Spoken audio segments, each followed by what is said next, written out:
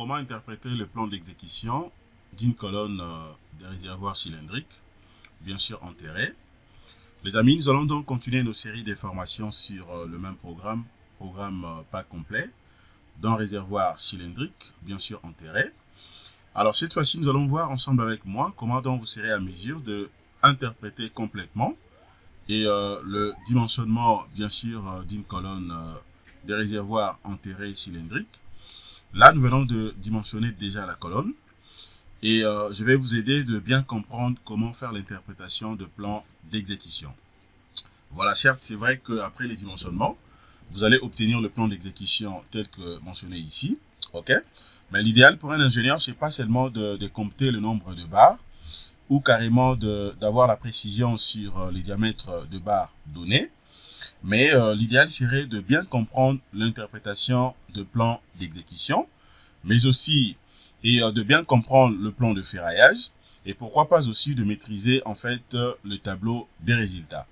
Vous voyez, puisque c'est très important de maîtriser les trois éléments que je viens de citer pour que vous puissiez dire vraiment que le dimensionnement a été bien fait, mais aussi vous maîtrisez bien le projet.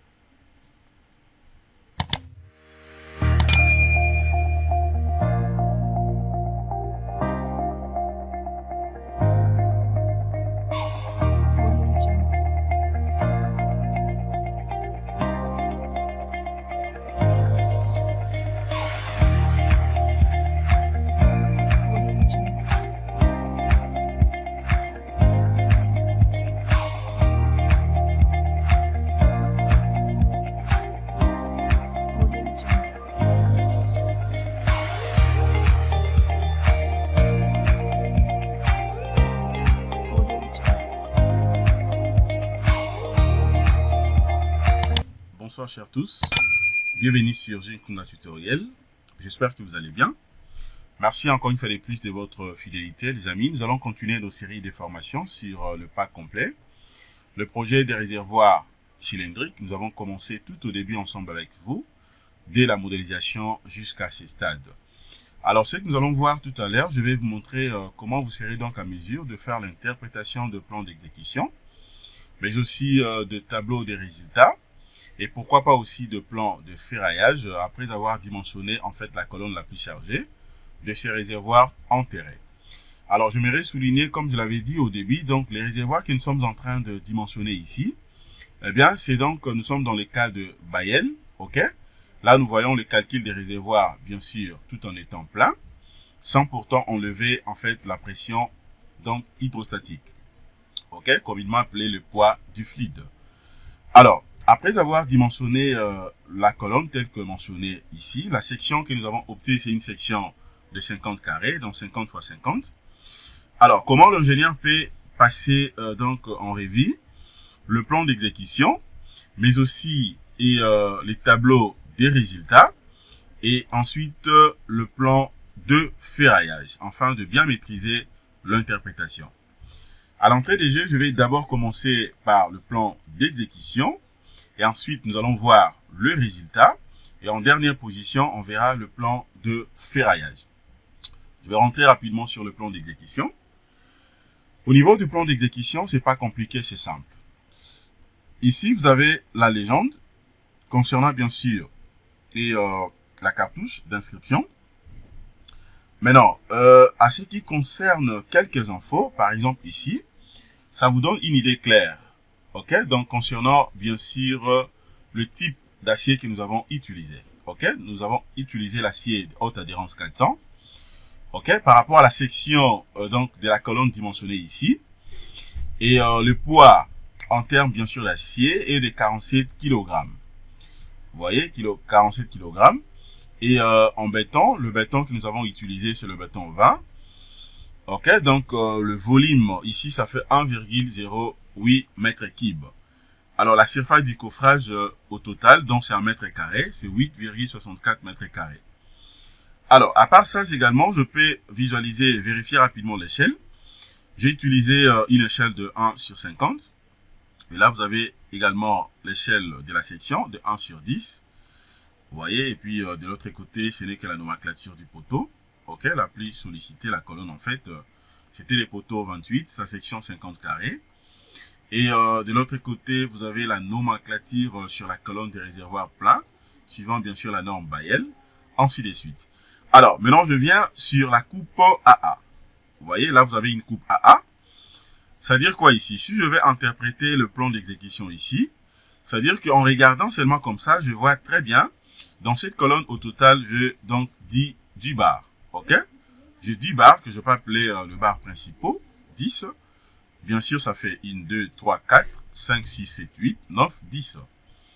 Alors, concernant maintenant le cadre que moi je vais utiliser ici, donc j'ai un cadre carré. OK, bien sûr, ça sera fabriqué par le bar des 6. La longueur développée ici, ça fait 1,88. L'espacement des cadres, ça sera de 18 cm. Alors, concernant maintenant le bar principal ici, ce sont des barres de 12. La longueur développée des barres, ça fait 5,29 m. OK, 5,29 m. Et là, c'est bon. Concernant la coupe, c'est beaucoup plus simple. Alors, si je vais maintenant donner encore l'interprétation en termes, bien sûr, des crochets ici, ou carrément les épingles. Et donc, ça sera fabriqué tout simplement par le bar des 6. La longueur ici, longueur développée, ça va faire donc 56. Bien sûr, là, ça sera les 56 cm. L'espacement, toujours de 18. Maintenant, là, vous avez l'entièreté des armatures de la colonne, telle que je viens de dire là. OK, tout est bien mentionné là. Donc, j'aurai en réalité 30 cadres espacés de 18 cm, 18 cm. Cette hauteur, jusqu'au bas de la poutre, ça fait 4,32 m. Alors, la hauteur totale ici, ça fait 5,32 m. OK, donc la base ici est de 50. De l'autre côté, vous avez donc aussi une petite légende en termes bien sûr d'un petit tableau, OK, comme sous forme de bordereau. Vous avez la nomenclature, donc les numéros d'abord des éléments, c'est-à-dire des armatures. Barre des 12, la longueur développée 5,29 comme je viens de le dire. Les crochets, donc ça sera 0,0, OK, sans crochet. La forme est là, donc acier haute adhérence 400, nombre ça fait 10. Barre des 6, longueur développée 1,88. Donc, concernant les cadres, j'aurai 31 cadres. OK? La configuration de la section est là. Vous avez haute adhérence 400. Nombre, ça sera 30. Barre des 6, concernant bien sûr les épingles. Crochet 00. Vous avez la configuration haute adhérence 400 ainsi que le nombre 90. Alors, à part ça, maintenant, je vais aller rapidement sur le poteau. OK? Résultat.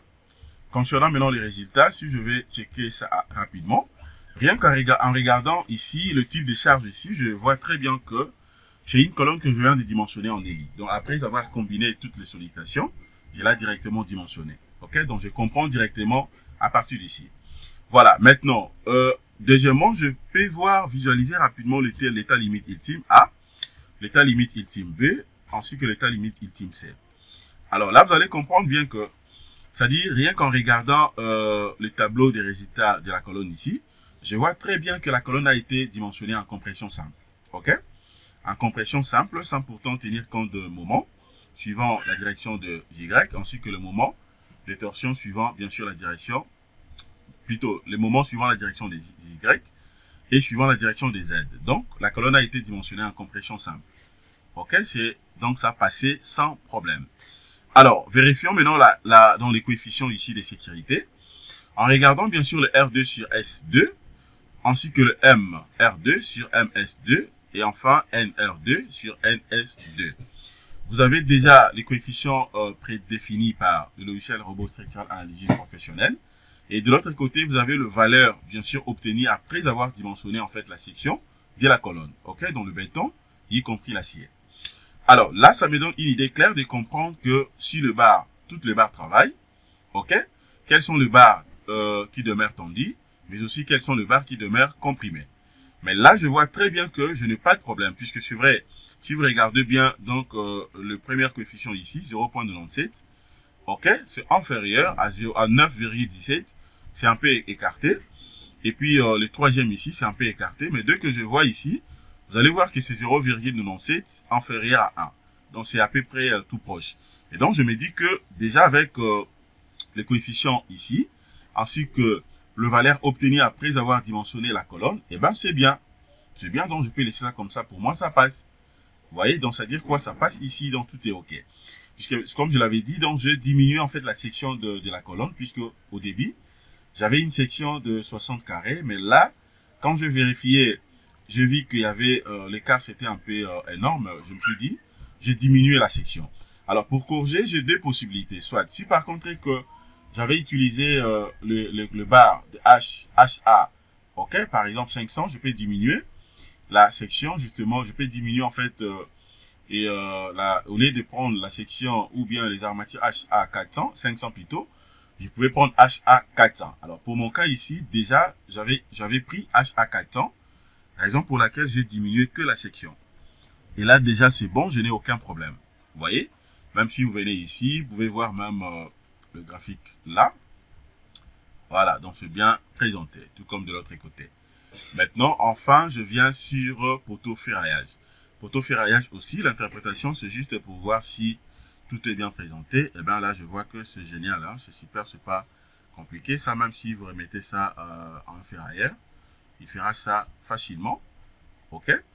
Voilà. Donc, exactement, c'est comme le plan d'exécution. Voilà les amis, ce que je voulais vous montrer dans cette petite vidéo concernant l'interprétation des trois éléments, c'est-à-dire le plan d'exécution, les tableaux des résultats, ainsi que le plan de ferraillage, OK, de la colonne, bien sûr, des réservoirs pour les cas de Bayel, d'un réservoir plein. Merci de votre disponibilité. Excellente soirée. Au revoir.